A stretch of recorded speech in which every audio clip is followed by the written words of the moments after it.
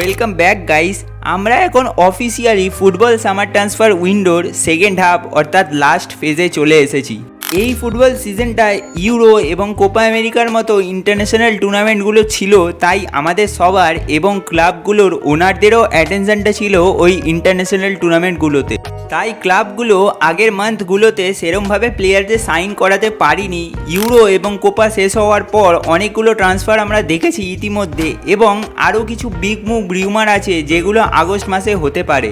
আজ আমরা এই ভিডিওতে ঠিক এরমই 5টি ট্রান্সফার রিউমার মুভ নিয়ে কথা বলবো যেগুলো আগস্ট মাসে ঘটতে পারে। First, Romelu Lukaku to SSC Napoli. এটা মোটামুটি কনফার্ম অ্যান্টোনিও কন্টে রোমেলু লুকাকুকে সাইন করাতে চায়। কন্টের পুরনো শিষ্য রোমেলু লুকাকু, যিনি 2021 সালে অ্যান্টোনিও কন্টের গাইডে ইন্টার মিলানে খুব ভালো পারফরমেন্স করেছিলেন। লুকাকু এখন হেভিলি লিঙ্কড হচ্ছেন অ্যান্টোনিও কন্টের এসএসসি নেপোলিতে যোগ দেওয়ার জন্য এই সামারে।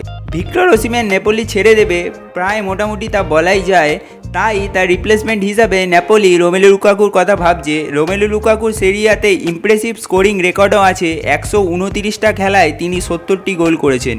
তাই আমার পার্সোনালি মনে হয় নেপোলির জন্য এই ডিলটা ভালোই হবে। Second, Federico Chiesa to Arsenal. কিছু সময় আগে ফেদ্রিকো কিয়েজাকে ওয়ার্ল্ডের one of the best wide ফরওয়ার্ডদের মধ্যে রাখা হতো। এটা সেই সিরিয়াস নি ইঞ্জুরিটার আগের কথা। এই ইঞ্জুরিটা লাস্ট কিছু বছরে কিয়েজার কেরিয়ারে একটা নেগেটিভ প্রভাব ফেলেছে, আর এই নেগেটিভিটিটার জন্যই জুভেন্টাস তাদের স্টারকে ছেড়ে দিতে চাইছে এই সামারে মাত্র 20 মিলিয়নের বদলে। ইটালিয়ান এই white forward Federico Chiesa most actively linked আছেন প্রিমিয়ার লিগে মুভের জন্য এই সামারে।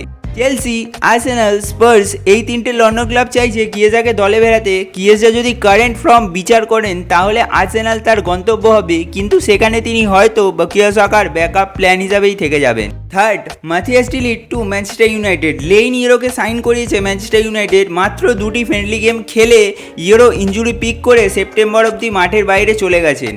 এখন এটা পরিষ্কার মনে হচ্ছে যে ম্যানচেস্টার ইউনাইটেড আর একটা ডিফেন্ডার কিনতে চাইবে এই সামারেই, এবং এটা মাথিয়াস ডি লিট হতে পারেন। নেদারল্যান্ডের এই ডিফেন্ডার মাথিয়াস ডি লিট মাত্র কিছু বছর আগে তার বেস্ট ফুটবলিং কেরিয়ারটা কাটিয়ে এসেছেন কারেন্ট ইউনাইটেড বস এরিক টেন হাগের আন্ডারে আয়াক্সে। এরিক টেন হাগ তার কোয়ালিটিটা এবং তার প্লেয়িং স্টাইলটা জানে, তাই অবশ্যই টেন হাগ চাইবে মাথিয়াস ডি লিটের মতো প্লেয়ারকে ওল্ড টার্বোটে আনতে। Fourth, Adrien Rabiot to Manchester United. Adrien Rabiot এখন অফিসিয়ালি ফ্রি এজেন্ট। জুভেন্টাসে জুন মাসে তার কন্ট্রাক্টটা এক্সপায়ার হয়েছে। এই কিছু সপ্তাহে র্যাবিওটের Real Madrid, Liverpool, AC Milan, চেলসির মতো বড় বড় ক্লাবের মুভের রিউমার শোনা যাচ্ছিল, কিন্তু এই মুহূর্তে দাঁড়িয়ে মনে হচ্ছে ম্যানচেস্টার ইউনাইটেডই আন্দ্রে র্যাবিওটের নেক্সট ডেস্টিনেশন হবে। র্যাবিওট ক্লাস প্লেয়ার, এটা আমরা সবাই জানি, কিন্তু তার লাস্ট 6 মান্থ ফর্মটা একটু খারাপ গেছে। Fifth, Victor Osimhen to Paris say German. Victor Osimhen যে নেপোলি ছাড়ছেন তা আমরা আগের সিজনটা থেকেই শুনে যাচ্ছি, এইবার হয়তো আমাদের শোনাটা বন্ধ হবে। চেলসি, আর্সেনাল এবং প্যারিস সে জার্মান সবাই এই নাইজেরিয়ান স্টারের প্রতি ইন্টারেস্ট দেখাচ্ছে, তবে এখনও জানা নেই তাকে কোন ক্লাব সাইন করাতে সক্ষম হবে। কিন্তু মনে হচ্ছে রেসটা শেষ পর্যন্ত লিগ 1 চ্যাম্পিয়ন প্যারিস সে জার্মানি জিতবে, কারণ তাদের কাছে টাকাও আছে এবং একটা নিডও আছে কিলিয়ান এমবাপ্পেকে রিপ্লেসমেন্ট করা।